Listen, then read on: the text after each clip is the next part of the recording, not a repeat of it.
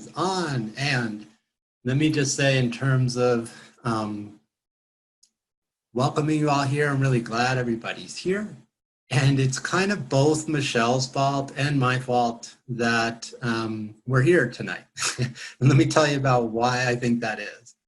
So Michele and I met about 8 months, and we were kind of doing the get to know each other as entrepreneurs thing. And Michele was telling me about this Airbnb Experiences and how much success she has had in them.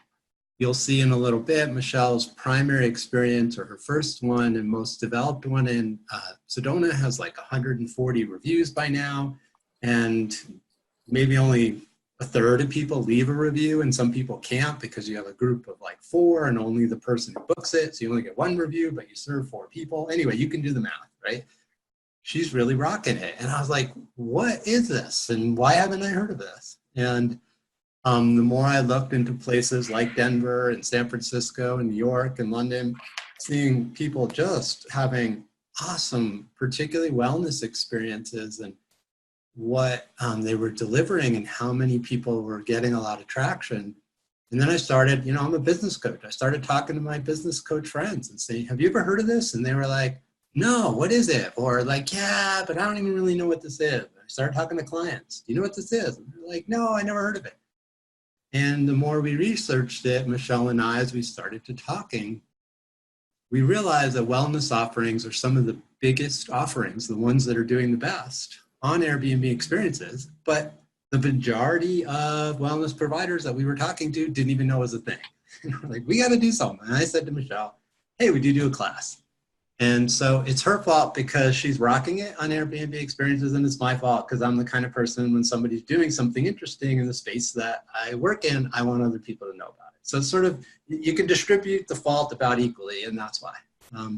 So I want to say I'm really grateful for Michele for saying yes. She didn't have to do this. She's kind of got this thing up and running, and it's really dialed in and really working. So it's really generous of you, Michele, to say yes to this and give your time and help us think about this.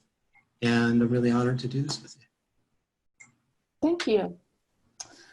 All right, so I guess I'll go ahead and start the presentation. I just want to confirm, Paul, you can see my screen, yes? Yes. Can everybody see? Everybody here okay? Yeah. What I'm going to do, let's just talk a little bit about the format, I forgot to say. I'm going to mute everybody just for sound quality if the cat starts meowing in the background or somebody rings your doorbell, for just the first part of things. If you do have questions or comments, or there's a couple places we might pause, please feel free to type. I'm going to be watching the chat box, so you can type in your questions, or a yes, or a, I'm not sure, or can you repeat that, or what about this, as we go along. If it's a whole new topic, we'll save that to Q&A, but if it's something that's important to where we are right now in the presentation, I'll feed it into Michele and we'll work it into the conversation while we're going along. So that's how we're going to work tonight. Awesome. And we are recording this, and we will make the recording available tomorrow. Sometime tomorrow it should be ready. So we'll email that out to you, and feel free to share it with your wellness practitioner friends who you think might be interested. All right, so I'll just take it here. Thank you, Paul, and thank you everybody for joining us. It's exciting to see people here. And the presentation is about hosting an Airbnb experience, and is it right for you? So what we'll do is kind of talk a little bit about what the experiences are.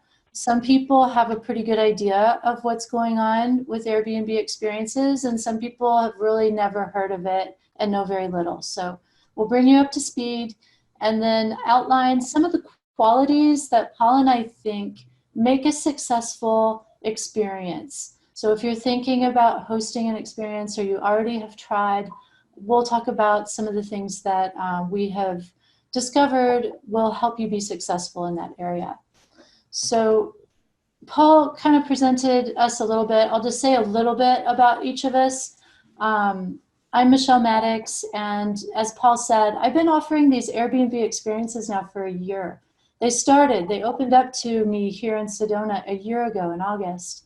Before that, it was kind of a trial thing, and they were offered in select cities around the world, which is how Airbnb launches all of their new products.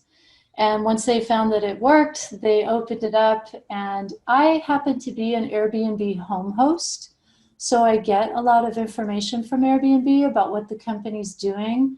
And I saw this experience thing, and it kind of planted an idea in the back of my head, like, oh, that might be a nice way for me to offer meditation experiences to people, because I'm a certified meditation instructor. And so when the opportunity came, I just jumped on it and put my experience out there. I was one of the first 2 experiences to be offered here in Sedona, and it got a lot of traction really quick, even though August in Arizona is pretty brutal and not really the time that you would think people are visiting or want to go outside and meditate in nature. Surprisingly, a lot of people were booking. And it continued to grow throughout the year. And it's been just an amazing way for me to practice what I do and live in a town that I love dearly, but that is a challenging town to grow a wellness business because there's so many people here doing wellness activities. So finding this unique way to tap into a population of people that come to me for what I have to offer has just been such an amazing part of my meditation business. So my business is called Sedona Meditation Experiences. I literally changed the name of my business when I saw that these experiences are something that are going to be around for a while. This is a new opportunity. I'll talk a little bit more about that in a moment. But I changed my business to really reflect that I am doing these experiences. And you can check out my URL at sedonameditationexperiences.com. And Paul Zelizer, he introduced us. If you don't know, Paul is the voice and the thought behind Awarepreneurs podcast. And he is a wellness business coach. And like he said, he recognized this is an amazing opportunity for the wellness community because primarily you don't have to do any marketing or sales.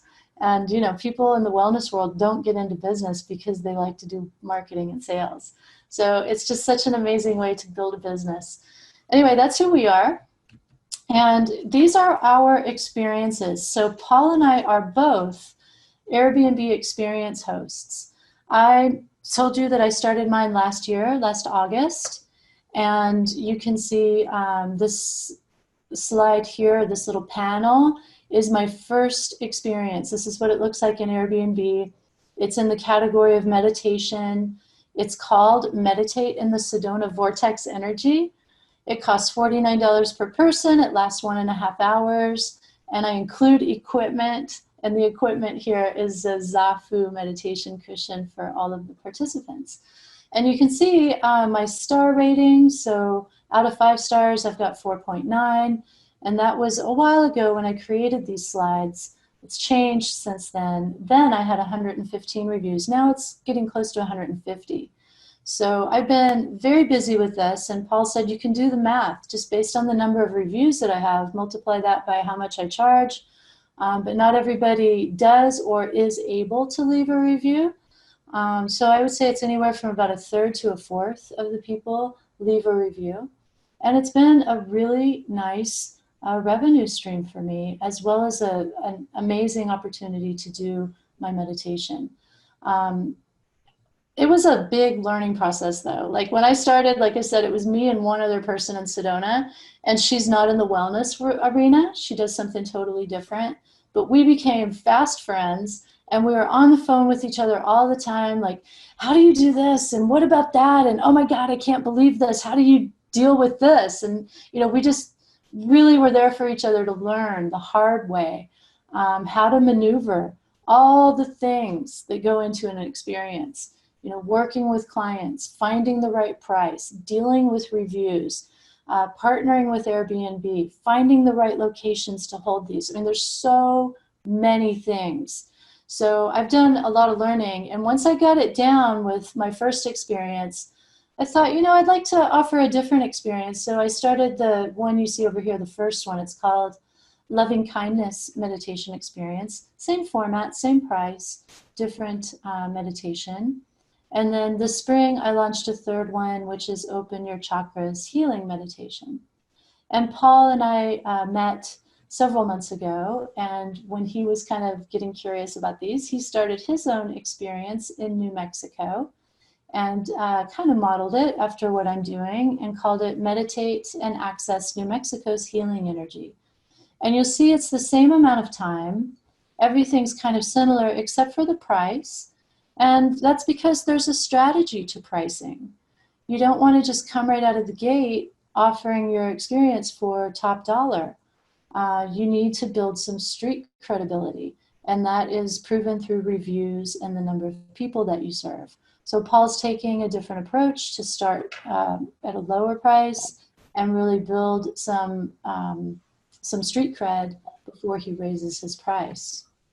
Michele, if I could jump in, I also want to say it's totally up to you in terms of how much you offer it. So I'm busy these days with my business coaching. So if you went on and look at my experience, I think I have it once or twice in September, a couple times in October. So you get to offer it as little or as much as you want. I don't offer it very often, which makes it much harder to get traction, whereas Michele offers it pretty regularly. And so anyway, there's a lot of different factors, but I actually think that's a pro. You can develop your experience and then offer it in a way that fits in your life. And you can scale it up. Oh, look, in October, I've got a bunch of extra time. Cool, you can offer it every single day. And then in November, oh my God, I'm super busy. You can not offer it at all for a month. You know, you might lose some traction in terms of the algorithms, but it's very, very flexible. And I think that's a real strength about the experiences and how it's set up here. All right, so what we're going to talk about today, we'll talk about what Airbnb experiences are, and then go through kind of a bit of a checklist on is this opportunity right for me? And if so, how do I get started? So Paul mentioned the logistics. For anybody that maybe has joined since then, please use the chat box for any questions that you have. Paul is monitoring the chat log and will kind of interrupt with anything that we need to talk about. I'm not looking at the chat log. I'm going through presentation. And then just know that this is being recorded. So if you want to just sit back and listen and eat popcorn, you can do that and then listen to it later with pen and paper in hand, however you want to be. All right, so how do these experiences work? Before we dive into that, I'm just curious, in the chat log, just answer this question. How do you use Airbnb? And there may be more than one answer. So have you used it as a traveler, staying maybe in an Airbnb home? Do you host a home or a room in your house? Maybe you host an experience or all of the above. I guess there should be a D, which is I've never used Airbnb in any way, shape, or form. What the heck is Airbnb, right? What's that option, right? Yeah. Cynthia says she's a host and she travels. Cynthia, are you a home host or an experience host? That might help. I said I'm a traveler and I host an experience. Julie says I've not used it at all. Kim says I've used it as a traveler and I'm hosting an experience in Maui. Cynthia says she's a home host. Fantastic. So it sounds like most of you have some experience and others of you have a lot of experience with Airbnb. And in case you don't really know, Airbnb's sort of guiding motto is to help people live like a local, like a local. Maybe not that, that's me being tongue-tied. So help you live like a local. And if you've ever stayed in an Airbnb, you probably have noticed it's a huge difference being in the neighborhood, being in a furnished home that's hopefully decorated nicely and is comfortable for you. Very different experience when you visit a town to stay like that than when you are kind of stuck in the tourist district with all the other hotels, you know, by the highway and, you know, all the kind of standard restaurants and stuff like that. So Airbnb likes to offer that local experience to people, and the experiences part of their business is following through with that. So now that you're in a place and you're living like a local, here are some activities that you can participate in. And these activities are led by local people who have some expertise in some particular area, and they've put together a nice little activity for you to participate in. So that's the spirit behind these. And the activities, the experiences themselves are designed and led by inspiring locals like yours truly. So that's what experiences are all about. And anybody can host them, really. You don't have to be a home host in order to be an experience host. They're two separate things. I happen to do both, but you don't have to be a home host to be an experience host. Anybody who has expertise in some area, we're really orienting this presentation towards wellness practitioners. So how are you an expert in your modality? Maybe you have a certification like I do for meditation, like many people do for yoga, like coaches do. Maybe you're a painter and you've been painting for years and years. You know, maybe you're a chef and you've put together a healthy food experience, something like that. It could be a hobby, you know, whatever, but somehow you have expertise in an area. These experiences are offered all the time. So Paul mentioned, you know, his way of offering the experiences is pretty moderate. He just offers them a few times a month. Whereas I offer my experiences, like now that we're getting back into the busy season, as we move into the fall, it becomes busy season in my town, in Sedona, and I'm starting to see a lot of activity. So pretty much every day, I've got something going on with these experiences. Maybe not full, you know, 10 people every time, though it does kind of get like that at the height of the busy season. So I kind of slow it down during the slow season and then be prepared to pick it back up in the busy season. My experience is outdoors. You know, part of it is taking people out into the beautiful nature and red rocks of Sedona. And we're blessed to have pretty good weather here year round for outdoor experiences. Even in the summer when it's so hot, you know, we meet early in the morning or right around sunset when it's not quite so hot. In the winter, believe it or not, it does get cold here. And sometimes it's so cold that you don't want to sit outside still for 90 minutes meditating. So in those cases, if I have a lot of people that want to do the experience, I move it indoors. I rent a space, I have it in my home, I do different things. But mostly I have them outdoors. Other experiences are maybe seasonal. You know, perhaps you're thinking of doing an experience on the water, paddleboarding or something like that, where there's a season for it. And that's fine. You know, you can do it seasonal. It can be day or night. It really doesn't matter. And the place doesn't really matter either. Typically, you know, it's going to be a place where there's a lot of Airbnb people coming to stay in homes, you know, Airbnb homes. And Sedona is a very popular Airbnb home destination. One of the statistics I saw recently said 20% of the homes in Sedona are being used for Airbnb. My kitty is wanting some attention, so she might make an appearance here. Just be prepared. The fabulous Miss Diva. So Sedona's got a lot of Airbnb traffic, and it makes sense, you know, that there's going to be a lot of people looking for things to do. But there's surrounding areas, you know, if you live in a Sedona, a place where people want to come, like the center of the activity, great. But if you live in the outlying areas, that's great too, you know, because these are travelers that are coming through Airbnb. They want to come and check out the place, and a lot of them want to travel around and see the region. So if you live, you know, 20, 30, 40 minutes, an hour away from the hot spot, if you have an interesting enough experience, people are going to, you know, be willing to drive that far. Or maybe you're willing to drive into the hotspot to offer your experience. And the beautiful thing here is that you are partnering with Airbnb. And what that means is Airbnb knows when people are visiting your town. And if you're somebody that works with the tourist industry and you're trying to market to tourists, it can be a little bit tricky. You know, as small business entrepreneurs, a lot of times we don't have a huge marketing or advertising budget. So doing Facebook ads and these kind of things are really valuable.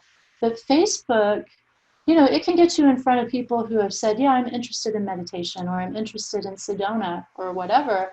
But Facebook has no ability to know, like, in 6 months' time, Paul is visiting Sedona, so let's market this experience, for that time period. You can't do that. But Airbnb can, right? They know when somebody's making plans to be in your town, and they know when those people are in your town. So they market and say, hey, Michelle's got this great meditation experience. Looks like you're going to be in town when she's offering it. Why don't you sign up? And not only do they market for me, but they also do all the booking. They take all the money and then pay me the next day. And they deal with all the logistics. It couldn't be easier. So I get to show up and be my fabulous self, teaching meditation and doing what I love to do, really focusing on being present and connecting with the people and sharing my love of Sedona and what I know about meditation and guiding them through a beautiful experience and answering all their questions and just really being available and not having to worry about, trying to make the sale or trying to swipe the credit card on this stupid thing that never works. I don't have to worry about any of that stuff. So this slide is a breakdown of what you do and what Airbnb does. And it's kind of a general thing. So I'm just going to go through this. And it all starts with your idea. You're thinking about an Airbnb experience. Your job is to really refine that and create an amazing experience, put together a nice proposal that you're going to submit to Airbnb.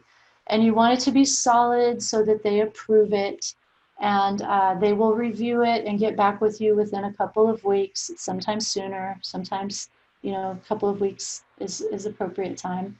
And if they approve it, you're going to start scheduling experiences. So you're going to have your calendar and you get to choose what days and what times you want to offer your experiences. And once you start having things on your calendar, Airbnb starts marketing it to potential guests. And some of those guests might have questions. They might reach out to you and you're going to answer the questions. This happens through the Airbnb app or website.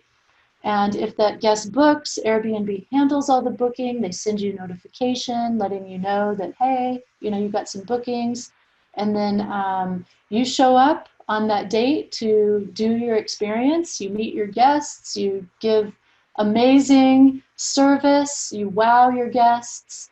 And they're going to ideally give you a 5-star review. And you get paid by Airbnb the next day. Airbnb takes 20%, that's their cut. So you get 80% of the price that you have determined for your experience.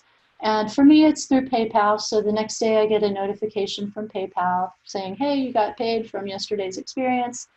And meanwhile, while all this is happening, Airbnb has been providing liability coverage for me. So their famous $1 million policy, which is true for home hosting, is also true for experience hosting. So if you don't have that kind of coverage already for your business, Airbnb's got you covered. And then they also provide customer service. So if there's any kind of problem, they're a phone call away and they're going to have your back. So that's basically the breakdown of who does what. You get to focus on being the best wellness practitioner you can be, and Airbnb takes care of all the heavy stuff. Michelle, if I could just jump in, there's a little conversation in the chat going on between Kim and I. Kim is talking about how it gives access to people who would be never otherwise meet. She talked about having some guests from China who came for her experience, and I certainly had that as well. And like you were saying, Michelle, it's just hard to tap into these unless you work for like a spa or some other kind of visitor-oriented wellness organization. It's a whole other revenue stream for wellness business. The other thing I wanted to point out, in the 20% that Airbnb takes, that also includes the payment processor. So most of us, when we do an exchange electronically, we pay PayPal or Stripe or a merchant credit card, anywhere from 3 to 6%. So that's included in the 20%. So when they transfer money to Michelle's PayPal, they don't take more of regular PayPal fees. Airbnb has their own payment processor. So you get a lot for, you know, to access these kinds of numbers of clients, especially given that it's not easy to access them otherwise. To me, 20% feels really reasonable. Yes, thank you. It feels very reasonable to me as well, especially considering, there's not really any startup costs. You don't have to pay to do these experiences. It's just really a win-win situation. So let's talk a little bit about wellness tourism. And it is booming in multicolors. As you can see here, wellness tourism is really hot. I've got some statistics here from the Global Wellness Institute. And just like their name implies, they keep an eye on what's happening with wellness around the world. And this is one of their graphics. I've highlighted the domestic tourism, so that's for the US. If you are not in the US, you're in some other part of the world, you can look at the part over on the left, and the trends are similar. And what we're seeing here is in black, that black bar is the average kind of typical tourism money that's spent. And then the purple and pink are wellness dollars that are spent. And this institute, Global Wellness Institute, breaks out wellness tourists by primary and secondary. Primary tourists are those who travel specifically for some wellness event. They're going to attend a retreat, or they're going to, a big conference. The objective of their travel is wellness. Whereas secondary wellness tourists are traveling anyway. They're curious, they want to get out, they're going on vacation, but while they're in the place that they're going, they're going to participate in different wellness activities. And you can see that here in the US, wellness tourists spend 178% more than the average domestic tourist. So this is a huge, huge industry. This slide shows how money is spent for tourists. And as you go to the left of the slide in the gray colors, it's more, the generic tourism. So staying in a hotel, going to souvenir shops, whatever the things you're going to do, just not wellness stuff, just general stuff. And as you move more to the right, to the purple side of the slide, it gets wellness specific. So for example, instead of staying in a hotel, somebody that's interested in wellness may choose to stay in a spa or an ashram or something like that. And you can see that across the board for where you stay, where you eat, where you shop, and the things that you do. And then you can see how much money is being spent. And down at the bottom is activities and excursions. And that's really where these Airbnb experiences plug in. So kind of down there in the bottom right of this, offering wellness experiences for people. And there's a huge chunk of money that people are spending. Look at that, $99.7 billion.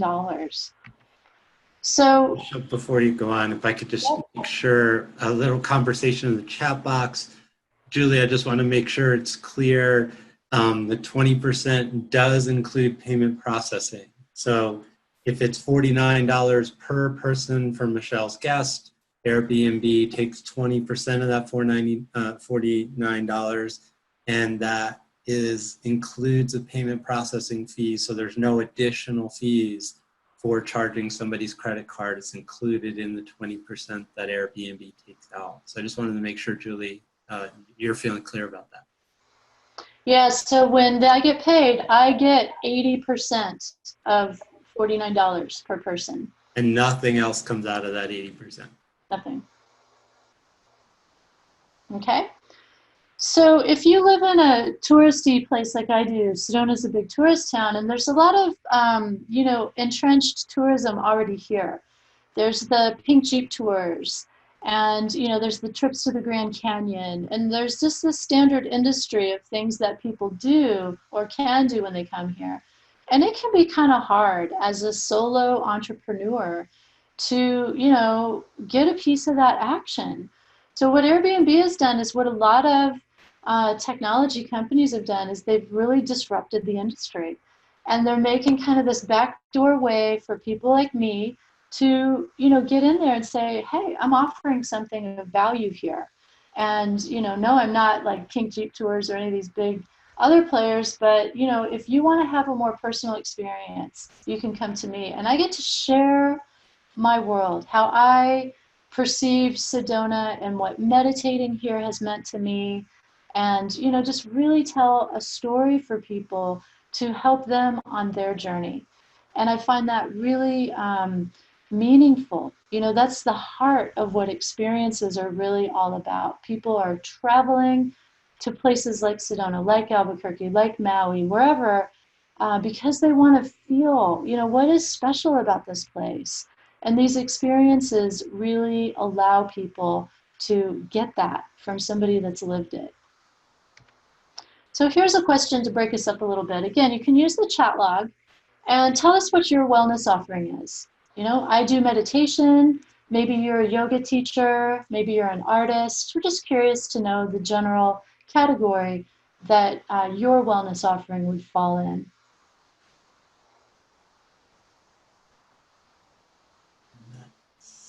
I do meditation. Not seeing other answers yet. Okay, so if you're Jeopardy, we need Jeopardy music. Kim says she offers angel readings and energy clearing. She also is a feng shui practitioner, so she added a bit of that in as well. Mm-hmm. Yeah, and a lot of people have multiple modalities that they can kind of mix and match and brew together into an interesting experience. And you can see Michele has several experiences up. So Julie says she teaches abstract painting, embodying experiences or dreams. Cynthia has multiple interests. She's got a meditation background, compassion coach, and maybe other stuff. So Cynthia, you could potentially have several experiences up with either combining those or peeling them apart and have 2 or 3 or 4 different experiences offered that people can sign up just for one of those interests. Okay, are we good? That's what we got. Okay, thank you, Paul. All right, so let's see if this is a good experience for you. So I mentioned before that, there are some hot spots in the world. Sedona is one of them, where people come. It's the place that is attracting the tourists. But not everybody needs to stay right in the heart of the activity. Some people like to stay in surrounding communities. I know where Paul is in that sort of northern New Mexico area. It's really very spread out. So when somebody says that they're in Santa Fe, it could mean that they're in Santa Fe, or it could mean they're in any number of little communities that are, kind of an hour around Santa Fe. So wherever you are, you're probably close to a hot spot, if not right in it. Or like I mentioned, you can build your experience and give people a reason to journey out to where you are. So I know when I travel, I did a lot of traveling when I was in my 20s. I backpacked around the world. I looked everywhere. I'd go to the main city, but then, I would venture out and go explore all kinds of crazy things, that were accessible. If the bus could get there, I was going to go check it out. And a lot of people have that same feeling. So if you're not in the heart of the hotspot, it's okay. Every place has something to offer, and you can build something. If you build it, they will come. So let's talk about some of the qualities that make for a successful Airbnb host. And the number one, and it's kind of a tie, but I think probably what ends up being the most important thing is what you bring to the picture. Your personality. Maybe you sparkle, maybe you're more of kind of a warm burn, but you have hospitality in your heart. You're there to, offer something, to serve the guests that come to you. You're there to share something meaningful with them and to be of service to them. And that really comes through. That's going to be your good reviews. Not only, right? I mean, you still have to have a good experience to match up with that. But if you're really connecting and caring about people, they're going to feel that. And that's what people want to experience. They want to know, they're saying, hey, Michele, show us why you love Sedona. Show us how we can love Sedona. And, I build that trust with them so that I can share that and they feel like, okay, we really got something meaningful from this experience. So your sparkling personality. And then a very close second is having an attractive offer. And there's many things that can go into an attractive offer. I think that geography is really important. People are traveling to a place because of the place, usually. There's something about the place that they are interested in. And so an offer that speaks to the place, I think, makes it extra attractive. So my experience, my number one experience is meditate in the Sedona vortex energy. So right away, I'm saying, there's this vortex energy in Sedona that you probably have heard about. It's kind of a thing. And meditating in that energy, being able to access that, it's very appealing for people. They see themselves in Sedona among the red rocks, tuning in and really, feeling that connection. And Paul's experience, his is also a meditation experience along the Rio Grande River. Beautiful, right? To be out in nature, along the river, and really accessing the healing energy that's there.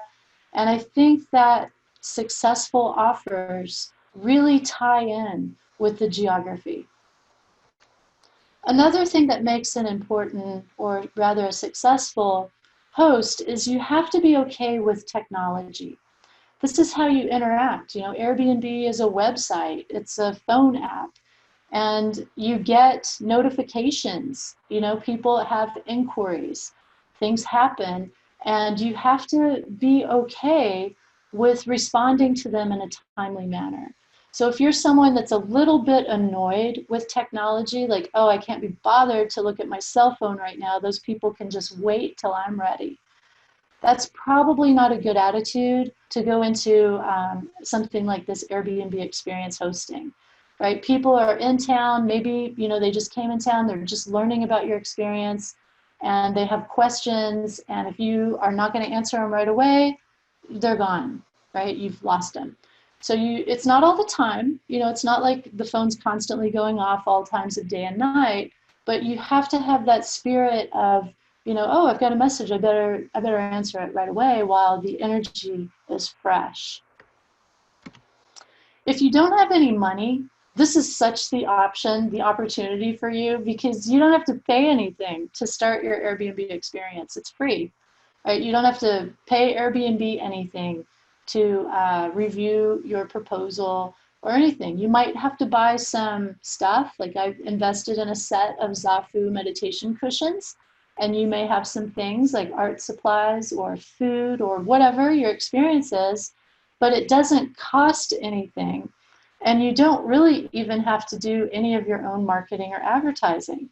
You could, run a Facebook ad that promotes your Airbnb experience, but you don't have to. Airbnb is marketing it for you.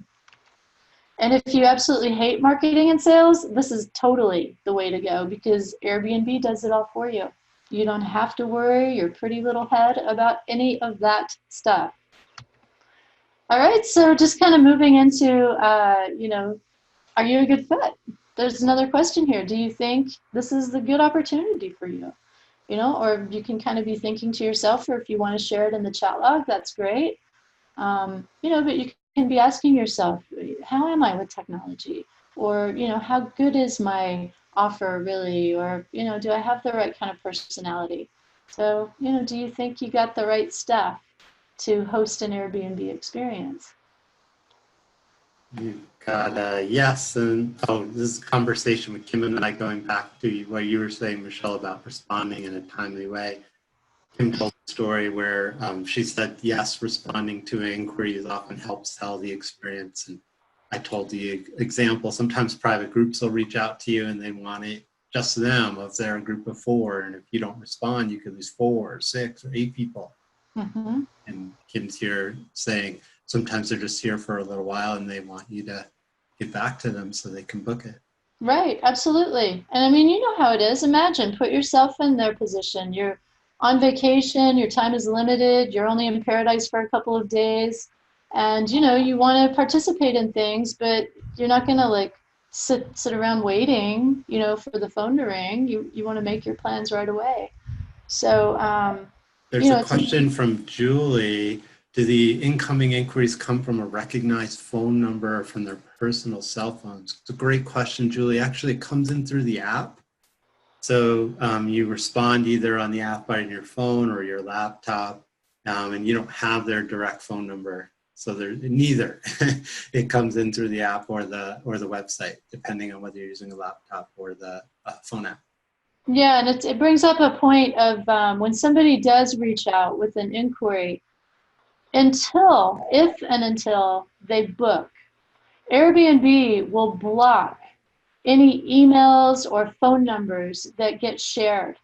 So Airbnb doesn't want you to say, "Oh yeah, I can host your group of 10, but let's take this outside of Airbnb. Call me on my personal number." Airbnb will block that out.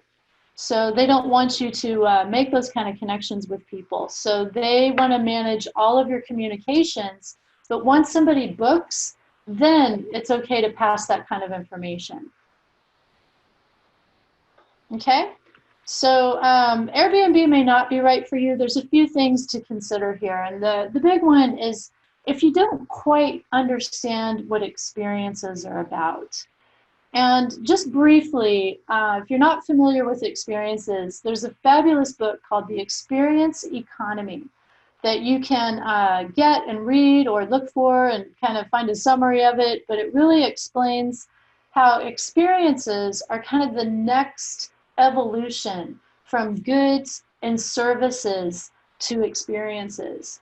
So the story that I like to share here comes from that book. And it has to do with baking a cake.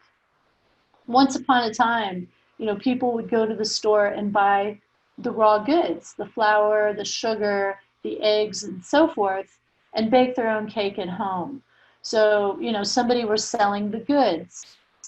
And then somebody got a little clever. Betty Crocker got clever and said, well, how about if we make it easier for people and we make a cake mix, and all they have to do is add a couple of things and it'll simplify the experience. So it's still a good that's being sold, but it's starting to have this element of convenience added to it. And then at some point in time, the grocery store said, well, wait a minute, we've got people here and ovens. How about if you just call us on the phone and order a cake and we'll bake it for you? So now we have a service of baking a custom cake. And then nowadays, you can get on the phone and order a whole party to be delivered to you. So you not only have the cake, but you've got the pony and all the makings of a birthday party. So that shows the transition from goods and services to experiences and how they're not the same thing. So a lot of people, when they hear about these experiences, they think, oh, I'll just take my services that I already offer, the yoga classes that I offer in my studio, and I'll just advertise them as an Airbnb experience and kind of feed these tourists through Airbnb into my already existing service. It doesn't work that way, right? It doesn't work that way. Airbnb expects that these experiences are going to include only the people who have signed up for the experience through Airbnb. So everybody can see the list of people who have signed up for the experience that's there. That's all the people that they expect to attend the experience. So services are very different. I teach meditation classes, kind of generic, meditation classes. And it's totally different thing than when I do the experiences and take people out, share my story with them, really immerse them in the red rocks and guide them through a meditation that's specific to, being out in Sedona and really tapping into that energy. If you're only in it for the money, this may not be a good proposition for you. You can make great money.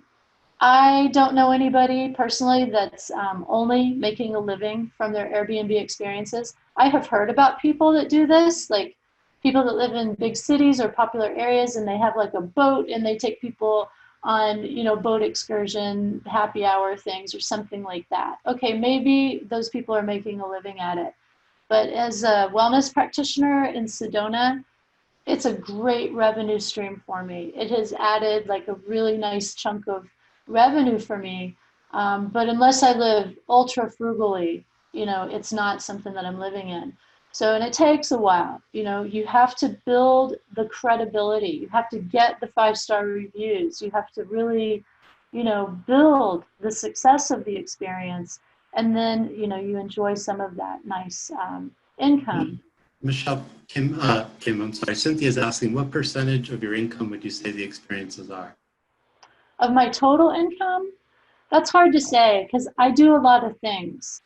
I do a lot of things. I have a couple of Airbnb rental properties. I work in technology and I work in meditation. So I don't know the exact number for that. A rough off the cuff number, I would say like maybe 20% for me. It's about 20%, sometimes more, sometimes less. And I would say you're getting skillful about leveraging the momentum you're getting on Airbnb and finding some strategies to leverage that off Airbnb in terms of you rebranded your business, and there's things beyond this call that you're doing. But from a business coach perspective, I see you, oh wow, I dialed in that. Now how can I grow that? How can I leverage that? And I think you're doing some really cool stuff that we don't have time to get into tonight, but I think you're being really smart in that way. Yeah, thank you, Paul. Absolutely. I mean, starting Airbnb Experiences really gave me a way to solidify a business model for myself, to get clients in front of me and to find a model that works for me. And now, I'm taking that and expanding beyond Airbnb. So, for me, it's been a tremendous just a boom for my business. Kind of like an accelerator, right? Let's just work with a lot of people and kind of template it and build the muscle and find the vocabulary and what works. And now that you got it down, the whole thing has got legs in a way that's really exciting to see. Totally. Totally. So yeah, if you're thinking, you're going to start an experience and, quit your corporate job or whatever, like within the first 6 months, probably not, the best strategy. It could happen. But that's not what I'm offering. That's not what I'm promising, and I'm sure Paul isn't either.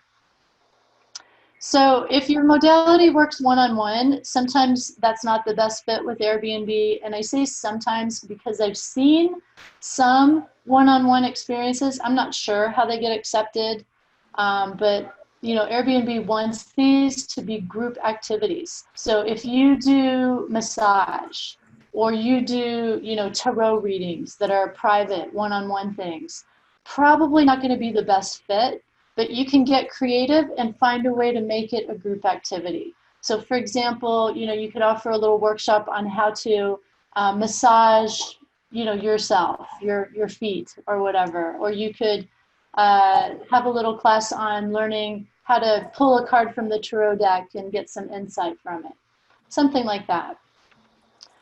If you only want to work with a specific population, that's not really going to work either. So Airbnb is a big corporation. They don't discriminate by sex, ethnicity, and so forth. So if you say, oh, I only want to work with women, okay, that's great, but Airbnb is not going to support that. So you can say that my experience is only for adults age 18 and over, or my experience involves hiking on really rough terrain. So if you're not physically fit or able to do that, people can self-select, but you can't discriminate.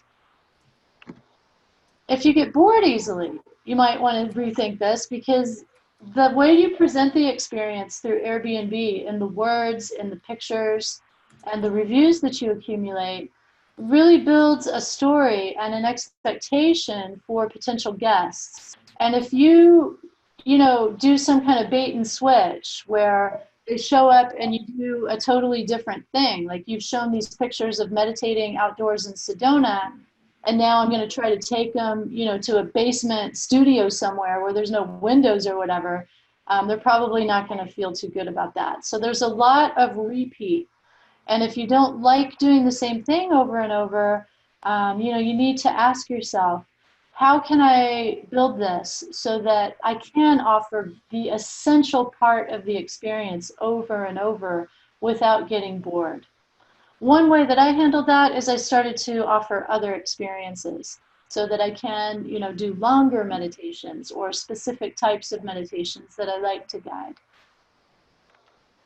If you don't have enough time to manage these, it's probably not going to work out. This isn't something that you put together and throw up on Airbnb's site and then just forget about it, see what happens. Airbnb wants to see an active, dynamic experience. They want to see people, signing up and you offering experiences, you getting good reviews. And if you don't have time to even, do that, it's probably not going to work out. It doesn't take a ton of time, but it does take some time and effort, like anything that you want to succeed at. And then if social media reviews upset you, this is a big thing, right? Airbnb is social media. And just like, I go to look at Amazon reviews of the boots that I'm thinking about buying, people look at the reviews of an experience that they're going to sign up for. And, when you get those reviews, people, you have this experience with them, you think everything's great, and then, they might leave a great review, but say something about some little thing that you didn't even think about. Like, I don't know, the parking at the place was really difficult, or, I got a flat tire because of the rough road, or whatever. It kind of is like, it hurts because then somebody's going to read that and then they're thinking, oh, I don't want to get a flat tire. I better not do that experience. Or, if you get a bad review, and it happens, some people you just can't please, and it happens. And by bad review in Airbnb land, that means less than 4 stars. That's kind of harsh, but that's how Airbnb views it from the perspective of a host. So if you get less than a 4-star review, you're going to get the Airbnb email that says, hey, I see you got kind of a bad review. Here are some tips on how to, improve your reviews. And they're serious about that. If you get, a lot of bad reviews, they're going to eventually put you on the chopping block and get rid of your experience. So reviews are so, so, so important. First, because that's how you're going to build credibility, to prove that your experience is worth somebody's while. And then that allows you to charge a little bit extra money. And secondly, because it shows Airbnb that you're a worthy partner for them to promote and continue backing on this experience platform. Michele, there's a question here about reviews. Kim's asking, how do you encourage people to leave reviews? Airbnb does send a prompt, Kim, but there's other things that you can do. You can directly reach out to them after the experience. At the end of an experience, there's some things you can do and just say, a little talk, just it really makes a big difference. And here's how Airbnb holds reviews, and here's what it means. So there's a couple things you can do online and off. I don't want to spend lots and lots of time on this. Michele and I are going to talk about a course that we're going to be offering. This is something that we'll be going into in more detail in the course. But basically, there's a little bit you can do at the end, and then a reach out that you can do personally, and a few other strategies that we can talk about. Yeah, so I'm lucky to have almost 150 reviews for one of my experiences, so I don't feel the pressure that I did at the beginning. But when I was first getting started, it was kind of, on my mind all the time. Like, I need to get good reviews. And, the guests don't realize that less than 4 stars is considered bad. Like, it's kind of a double standard. So part of what you need to do is educate your guests. And how you do that is you have to be very diplomatic and careful about it. So Paul mentioned that we have a course that we're offering, and that's kind of what I'm going to talk with you a little bit about now. We'd love for you to take our course, but if you don't, you can jump on Airbnb's website and build your own, proposal and see if they accept it, and start, learning the hard way how to manage these experiences. maybe, a month from now you'll be experienced hosting, maybe not. It's kind of overwhelming to get in there. So what we're doing is offering a course to help you get up and running within a month. We can't guarantee that Airbnb will accept your proposal, but we will walk you through the process of building a proposal and give you some feedback so that it has a very high probability of being accepted. And if you keep up with the 4-week course, within a month, you'll be ready to start hosting your experience. It's so important to do this now. We're seeing that some regions are really Airbnb experience hot. Like there's tons of experiences in some places and hardly any in others. So it's still a pretty open market for you to get in there and really define your niche. So I think I've done an excellent job defining the meditation in Sedona niche. I've got that. I mean, there are other meditation things popping up here and there, but it's going to be pretty hard for someone to, get the number of reviews that I have in any time short.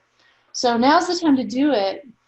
And our class is going to be 4 weeks. It's one module per week. Each week is a different topic. And we'll meet live like we are now through Zoom. And then you'll have hands-on exercises that'll help you explore what's available and really kind of find your experience, get an idea that you're solid about.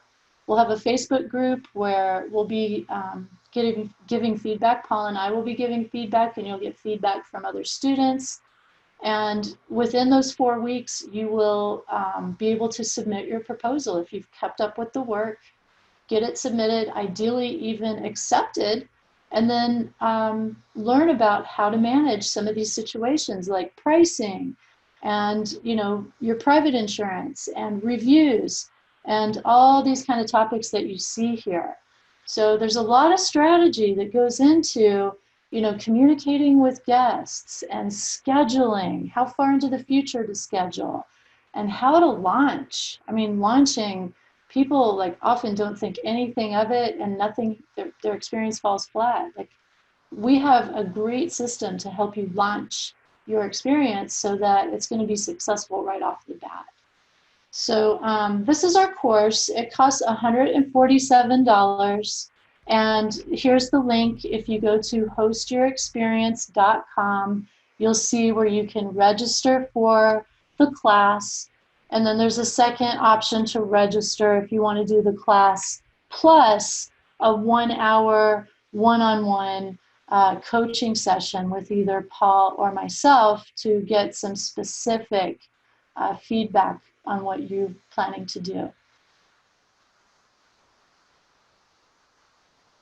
So I'm going to see if Paul has anything to say. Yeah, just put the link in the chat box, and it's been great to have everybody join us. Please tell your friends about this. The recording will be there. And we've got some time now. I'm going to take everybody off mute and love to hear your questions about how this might fit your situation.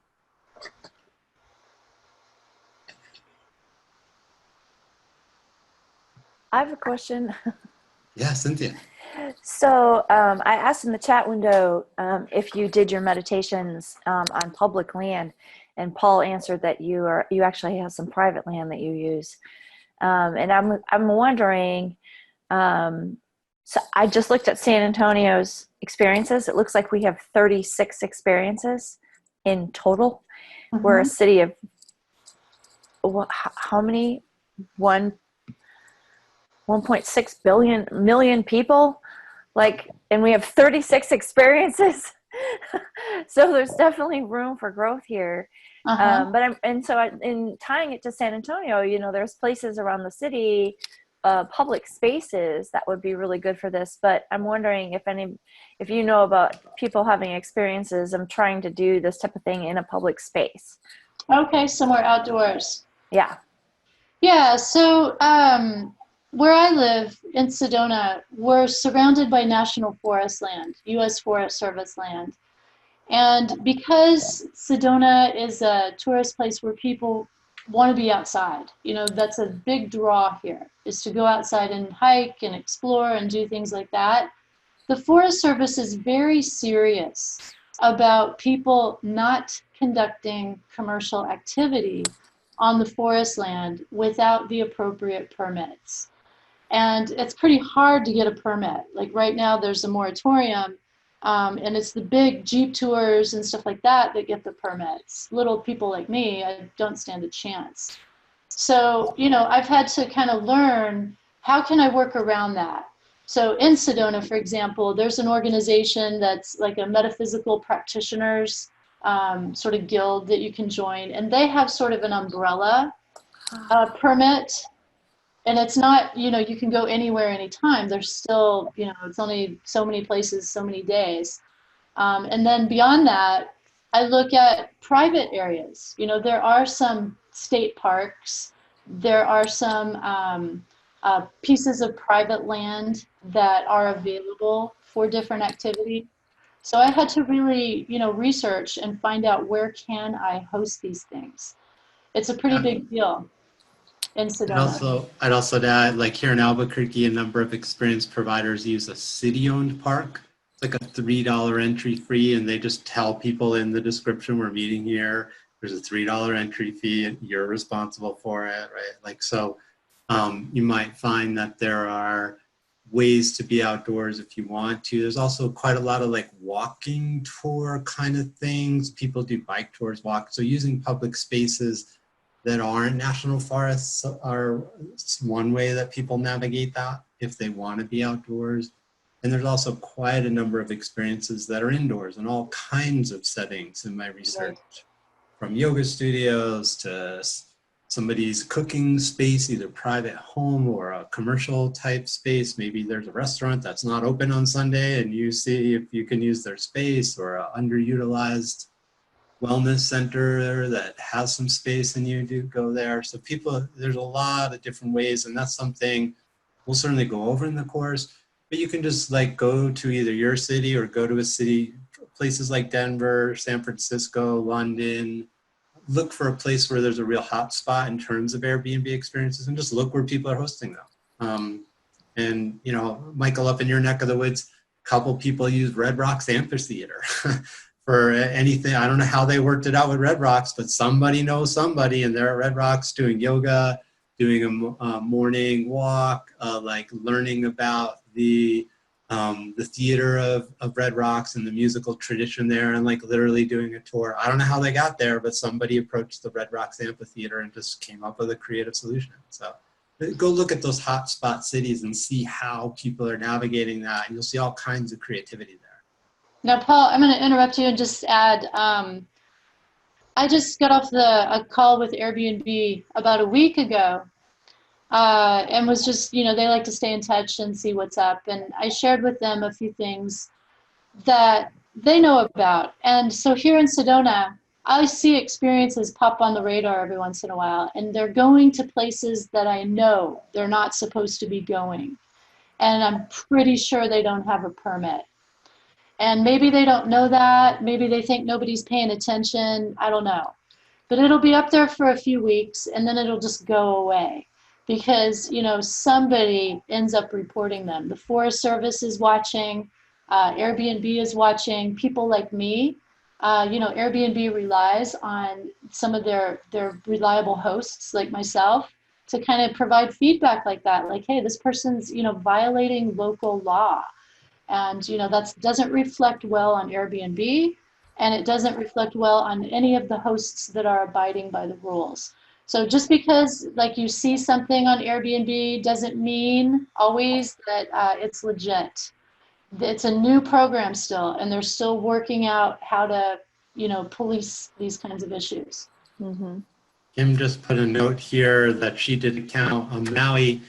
There are only 13 wellness experiences on Maui. I'm like, Kim, I don't like to tell people what to do, but Go, Kim. do yourself a favor. The other thing I'd say, Kim, is I'm going to guess if you were to do a group experience and expand out of the one-on-one only, you would see much more traction, because that's what people are, if people are going to the Airbnb section of the site and they see only one-on-one offers for you, that's not in the spirit of what's out there. I'm not saying it's wrong, but I think that's probably limiting how many people. Yeah. So maybe keep that up there. If you're finding that somebody said they submitted something one-on-one and it didn't get approved. Well, I submitted actually a group thing, and it didn't. It didn't get approved. Yeah. So it apparently wasn't different enough. I probably need to do some refining on what the actual experience was. But yeah, I was intending on doing it, at the beach and, combining more of the local.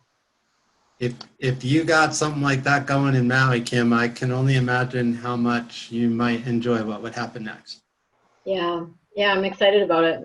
We'd love to have you in our class. I mean, even if you've already kind of dabbled with Airbnb, you'll learn a lot in our class. And we've priced it like you could make that amount of money back quickly if you offer your experiences. Plus, it's a business write-off, right? It's training for your business. So, trying to sell our class because we're super proud of it. And we know that it's going to make a huge difference for people that want to jump on this opportunity. I wanted to ask, so would we not get your feedback anyways during the class on the questions we have and the offer we're creating? I just wondered, Yes. Comparing that to why the extra coaching offer, like is there something we wouldn't get in the class that would need to be relegated to the extra coaching? It's a great question. I mean, you definitely will get some feedback in the class, and this first offering is special because it's the first one and we're keeping it small and intimate. So you will get more personal feedback, but moving forward, we're imagining that we'll have larger classes in the future. So yes, you'll get some feedback, but maybe not as much as you need. So having that extra hour of one-on-one time would be just focused on you.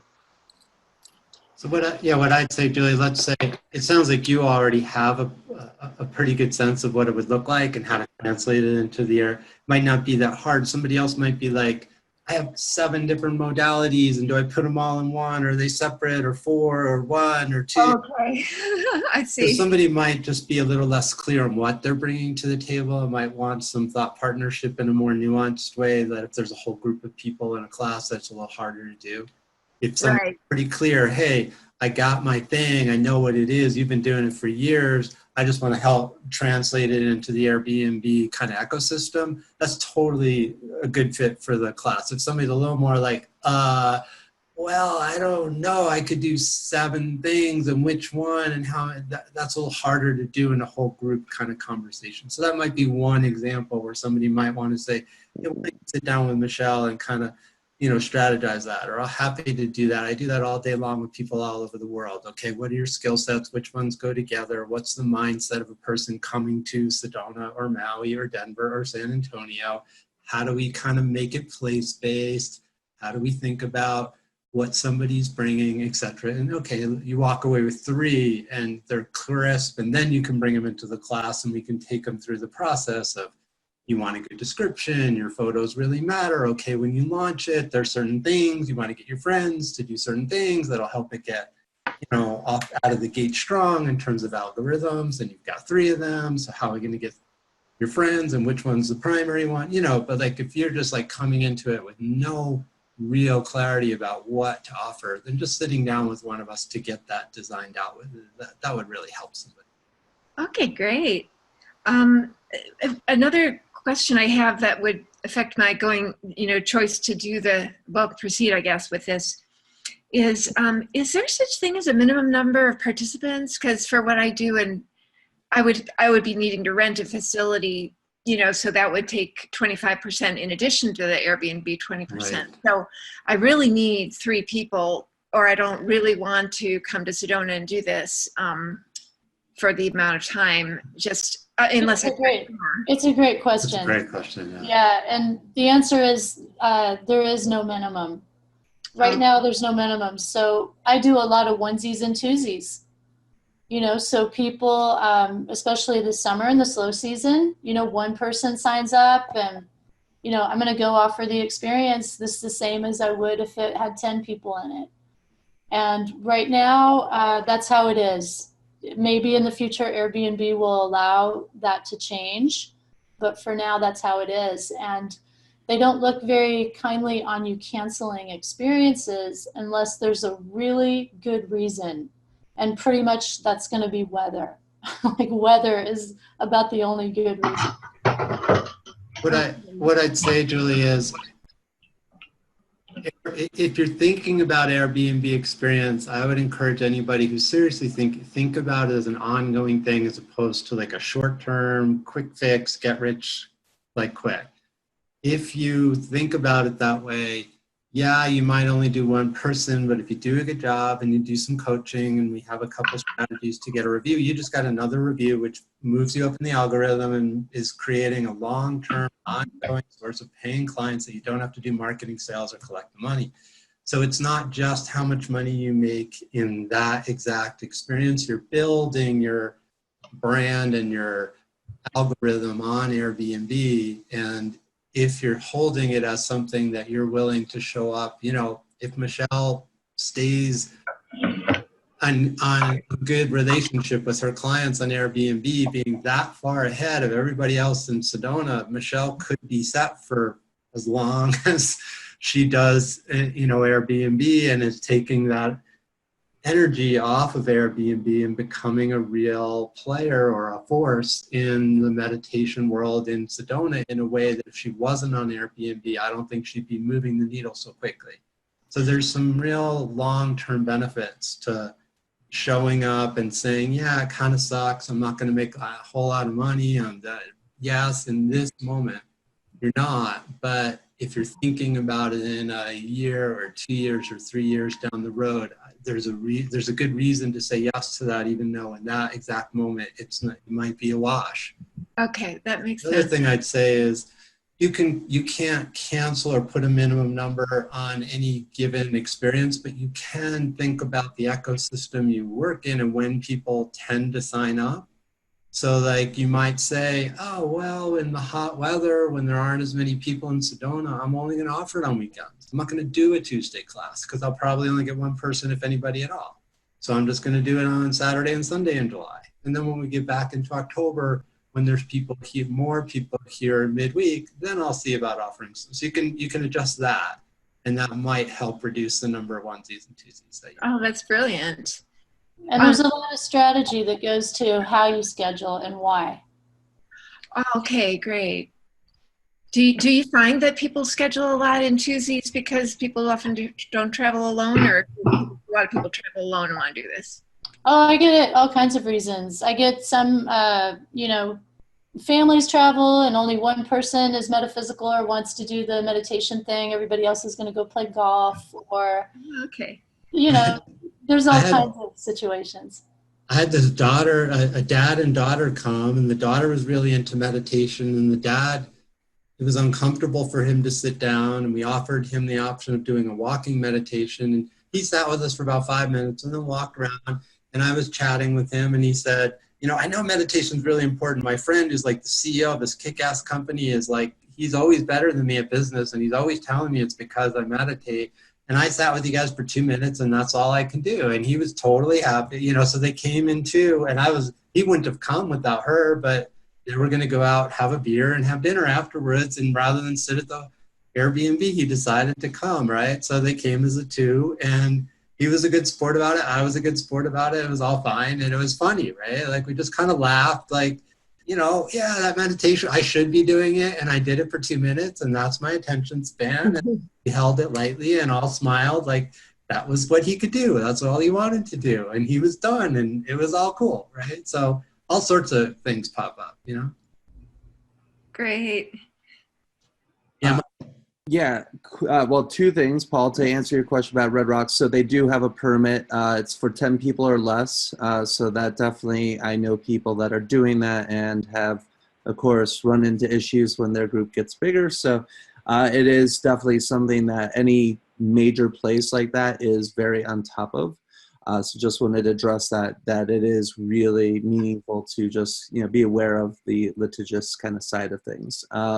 My question is, have you seen anybody actually doing this as more of an organization? I mean, we're working with 100 practitioners and facilitators in Colorado, and knowing me, I want to be the liaison to kind of create more of these experiences and then be able to kind of match in the right people depending on the group size and things like that. Have you seen that happen? It's a great question. Yes, to some extent, but not in the way you're talking about. So yes, there are experiences that grow to the point that people bring on so-called co-hosts. Mm-hmm. So Michael grows an experience of meditation or wellness or whatever, and it grows to such a point, and Michael has other things, or he doesn't want to do it full time, and Michael says to Cynthia, hey, can I make you a co-host? And then Cynthia can lead it under, you know, Michele. Let's say Michele says, oh my gosh, I can't even handle it. Julie, you like meditation. You live in Sedona. Julie, will you be a co-host on my meditate? I'll teach you kind of the template that I use. And then Julie can lead it when somebody booked under an experience that Michele, but it has to be that same template. Like Michele said, people get really upset if they sign up for the meditate in the vortex thing in Sedona with Michele, and they get a painting consciously experience with Julie, they're going to be pissed and give you a really bad review. And I wouldn't encourage it. It'll totally tank your. What I have seen is large organizations add co-hosts, or even depending if you all are a nonprofit, it's a whole other category, and we're talking to Airbnb. Anybody who works with a nonprofit, they now have social impact experiences where nonprofits get 100%. Oh, that's cool. Really cool. The other thing I would say, Michael, is just do what if you have a whole group of 100 people and they don't understand Airbnb experiences, then either you take this role or let us partner with you and we'll take the course to them and have 100 different experiences that people are using the relationship to do the algorithmic beneficial things to lift up everybody in the organization, because the people in your organization know how to work the algorithms and the people not in your organization probably won't. So everybody who's in your organization is going to have a really good time, and somebody who's not is going to just see it kind of languish, and you get more quickly in those beneficial algorithmic benefits of having people sign up. So that's how I would handle it, because it's just too hard if you've got somebody who does healing through conscious eating experience and somebody else does a mindful meditation. You're signing up when you go to Airbnb to a very particular experience, right? So if you have 100 different practitioners with different offerings, the best I could think about was to teach everybody about how to use it and encourage everybody to be in a learning environment where they're optimizing it. But unless there's partnerships where they co-design it and then co-host it, which would be fabulous, then you're looking at lots of different experiences that people really look at how to optimize. And then if you've got one, Michele might get to the point where she brings on other people in Sedona and she takes care of all the bookings and blah, blah, blah. And she splits the revenue with somebody who offers her templated service on Airbnb. So there are ways to do it, but it's not like you could say the Colorado wellness practitioner offers these 17 different things on one slot. Right? No. And I appreciate you going into that, because that also flushed out a couple of maybe extraneous things. But no, it was more that we're already doing mashups. We're connecting the right people together and doing events at some of our partner places. Yes. So it wouldn't be just like, oh yeah, here's our catalog. It's just more, we create that exact experience. And then like you said, yes, we hand that off. But I also appreciate your other idea, because that is definitely something that we should talk. And then the other thing you can do, and again, a little beyond this course, but just heads up, in your description, and I've been talking to Michele about this, Michele can write up, hi, my name is Michele. I'm the founder of Sedona Meditation Experiences. So you could have 100 members saying, hi, my name is Michael, and I'm a member of Colorado Wellness Experience, whatever I don't know what your organization, we're going to catch up. I want to find out about your organization, but that's another phone call. You could have people saying they're a part of this thing, and then somebody's gonna be like, oh, wow, look at this. Michael's experience and Cynthia's and Michele's all referencing the Colorado Wellness provider. I'm gonna go find out what they're doing. And that would contribute to a tremendous amount of leverage using Airbnb, but people could then say, they're doing something over there because everybody that's doing something cool is connected with this organization. I'm gonna go see what they're doing. So there's lots of ways you could leverage it, but the individual experiences is very much how this platform is designed, and you'd want to template it and stay with that, otherwise you'll get penalized in the review process, would be my concern. Thank you. You should be, you're great. Do you have time for one more question? Absolutely. Cool. This is Michele. I'm on the phone. Hey, Michele, glad you could make it. Yeah, me too. It's been really great. I got about halfway through the experiences application process and then paused and said I better have this call first before I go any further. So that was really valuable. Two questions. One is about the length of time of experiences. So the meditations that you've mentioned are an hour and a half. A lot of the ones that I've looked at as I kind of browsed through experiences were around in that time frame. I'm wondering if there's any reason not to propose longer experiences like a half day or a full day. Totally game. If you look around the world, there's a pretty wide, yes, many are like 2 hours, but 3 hours, half day, full day, they're all fair game. And actually, Airbnb is launching Airbnb Adventures, which are multi-day experiences. Nice. You know, like sort of like outdoor guided things or wellness type experiences with multiple modalities. That's a whole other part of it. But I wouldn't start there. But, you know, it's definitely, nice. You have to realize that the traveler, it's a bigger ask. I've never met Michele, right. Give her a whole entire day and pay her more money, right? So you just exactly. Yeah. Cool. And then the other one is in terms of days of the week, like, is offering things midweek generally successful? I mean, in my kind of regular practice, like weekends is when I tend to offer things because that's when people are available. So if I'm scheduling experiences that are explicitly for Airbnb, the time I have available is going to tend to be midweek. But it sounds like since people are kind of traveling, like they're not so bound to like the weekend time frame. Does that tend to be true? It really depends on where you are. Like here in Sedona, we get people that come from around the world and they stay for a while. So offering midweek experiences works. But in the summer, you know, we get a lot of traveling from Phoenix, people escaping the superheat to come up to the not so superheat. And, you know, that's weekend traffic. So there's a lot of people that I pick up on the weekends. So it just depends on where you are and what the rhythms of tourism are. And I will also say that you don't have to be a tourist, you know, to use Airbnb experiences. Anybody can go into their Airbnb account, which you can set up for free, and, you know, find and book an experience. So it's not just tourism. It could be locals. You know, this could be your way of just offering experiences to the locals also. Nice. Okay, thank you. Well, and Michele, I know you said you got here midway through, I think. We'll have a recording and slides, and we'll send out an email to anybody who didn't get the full thing or wants to share this with a friend. All right. Any last questions? Any way we can be helpful before we go? I had two more questions. If supplies are involved in the case of art, would that be needed to be included in the fee such that Airbnb would get 20% of that as well? Yes. There's no way to do a materials fee. I'm sorry, what was that you said? There's no way to do Michele couldn't do $49 plus $10 material fee. It's not set up. Okay, and then also,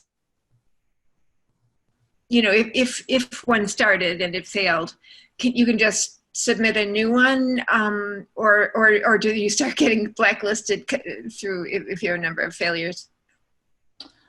I don't know about getting blacklisted after a number of failures. I have not heard of that happening. But you can, you know, try to tweak what you do get approved to make it successful. You know, don't just bail on it unless it's, you know, totally a horrible idea and you need to start from scratch. But you can make little adjustments to an existing experience to improve it. You can change Okay. And then, but then, descriptions and pictures. And can you change the title, Michelle? I forget. I'm not sure about the I title. don't remember about the It title. might have to get approval from Airbnb if it's kind of a deep change, like to the time involved or something like that. oh, okay. Okay, but you would keep in that case, you would keep your same reviews, your history of reviews would stick with that one. Okay. Yeah, and your reviews kind of stick with you, period. So Oh. it's kind of, I haven't really tried to suss it all out, but I have 3 experiences and I have reviews specific for each one. But then I just have reviews that people can find their way to for everything, my home hosting, my experience hosting. They can read all of my reviews. So Oh, that's great information. unless you were to delete your account and start a whole new Airbnb account, those reviews are going to be, part of your Airbnb presence. Okay. Okay, great. Thank you. Do you think, oh, sorry. No, Go no, ahead. I'm going to save that question for the course. Do Yeah, you go think ahead. so I've already established a good Airbnb account. From renting my home, I have good reviews. I don't know what they call me, silver host or whatever their top of the line is. Oh, Superhost. Yeah. Yeah, super host. I think I go back and forth because sometimes I drop out of the status. But is that something that's going to benefit my experiences, or maybe not really? Not really. Not really. I mean, Airbnb, I don't know if you are the kind of host that gets on the phone with Airbnb a lot. I always have been. Like, I'm on the phone with Airbnb. Never been on the phone with Airbnb. Never in my life. And Yeah. I've been hosting for I don't know, 6 years. Right. Yeah. So some people are like that. Like, I just happen to, hey, Airbnb, this is what happened. Can you help me? Or what do you have to say about that? Or here's who I am. I've got this idea. I'm on the phone with them all the time. Huh. So I like to think, oh, they're thinking on their end, that's Michelle. She just submitted another experience. It may You know not how be many like employees they have? I don't know if it makes any difference, but when I submit an experience, I make sure to call and say, hey, I just submitted this and I'm excited about it. And, can you tell me how I can, push it along? Interesting. Yeah. So, that's a big part of the class is learning how to partner with Airbnb because they're not gonna reach out and tell you, here's how we like to operate with you. Well, they will when you get to Michelle's level and you have 150 reviews because you're making them a lot of money, but when you start, they won't. One of the things to know is they now, because we didn't say this in the thing, but experiences are taking off. Yeah. Like 500% the past 2 years. So now they're starting to put dedicated staff people. So now they have a dedicated staff person in Airbnb just for wellness experiences in the experience brand. They now have several people doing the social impact space that I talked about, getting nonprofits onboarded.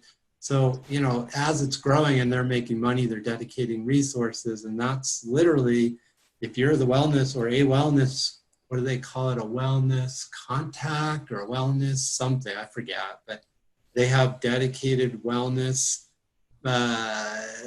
staff people, team members in the Airbnb Experiences brand whose entire job it is to talk to people like us, but they won't market that. They'll mostly call up somebody like Michelle who's rocking it and say, now we want to have a relationship with you, but they're available to all of us. So Cynthia, if you know they exist, and that's part of our job and part of the course, how can you pick up the phone and who to call and say, hey, this person exists to help somebody like you, but it's not on their website.